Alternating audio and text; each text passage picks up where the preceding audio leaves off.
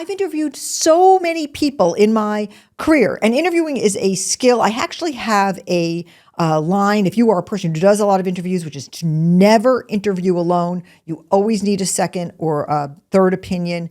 And I've been interviewing, and I want to say that I was struck today when I did many interviews, and I'm actually, after this podcast, interviewing yet another person by one person in particular, and I would like you to learn a lesson from her, and that is that she was so freaking prepared. It was frightening. Okay. She came to the interview with a slide deck of what she would do in the role. Okay. A presentation. She presented. Who does that? Well, not the person before her, that's for sure. So what she did was she entered into the content of the job. She gave it a huge amount of thought. She clearly prepared by looking at all of my social media, reading the syllabus of my class.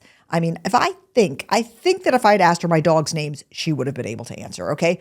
But she really imagined her role fully and gave an incredibly robust version of how she would handle the job. And then she handled all the sort of very spontaneous questions about how she would handle a crisis and so forth and so on.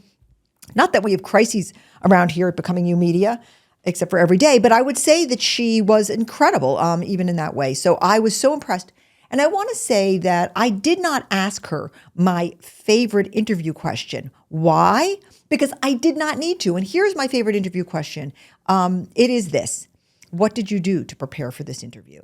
Okay, I love asking that question because I've heard every answer to it. By the way, I've heard people say, well, I looked up your address on the internet or kind of thing. Or other people, one woman I remember, she said, I actually drove here last night to make sure where I could find parking. And I thought, wow, that person is extremely resourceful and well prepared. I like that kind of preparation on my team. I like that kind of grittiness. And she was actually applying for an administrative role where that would really, really come in handy.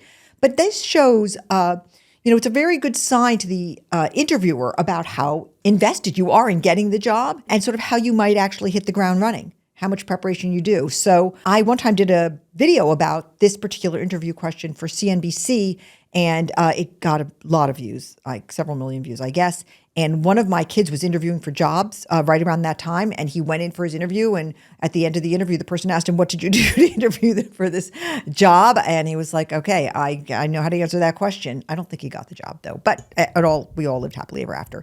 Okay, so look, if you're in the process of interviewing, there is so much tactical advice out there. And hey, I've just spent the first, Jorge, how many minutes? 5-6 minutes giving you tactical advice. But I want to say this. One of the key premises of Becoming You as a methodology is I want to say, if you want to get the job and you really want to have the life you want, you have to get existential before you get tactical. Okay. So you can prepare all you want by looking at YouTube videos about what to say when they ask you what are your greatest strengths and what are your biggest weaknesses and what would you do on day one and what are your questions do you have? And I have answers for all those questions because I had a show for 3 years on CNBC where all I did was talk to you about interviewing, and I loved it.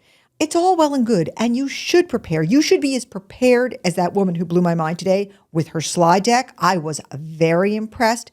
But then I got very existential on her, and I asked her, why would you want this job? How does this job match your values and your aptitudes?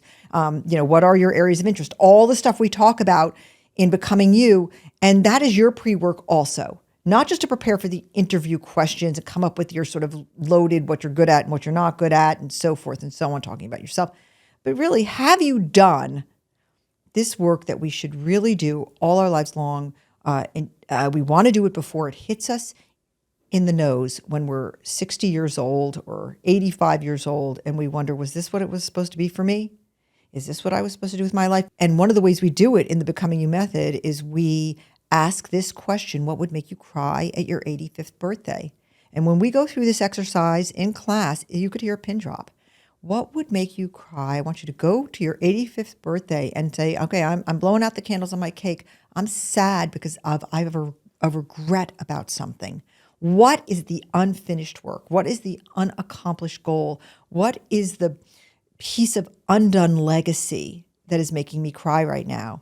And this takes a lot of true candor with yourself, a lot of hard emotional work, and a lot of looking forward to the life you want to lead and the legacy you want to leave behind to answer that question. And frankly, that's the pre-work for an interview.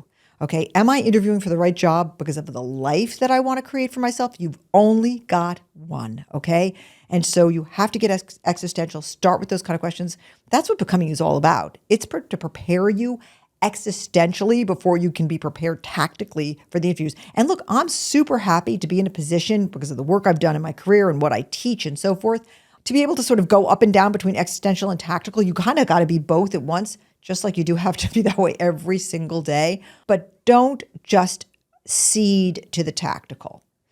Be great when you got to be tactical like that woman was today, but do the hard work of the existential. And that's what this show's all about. So keep on coming back if you would.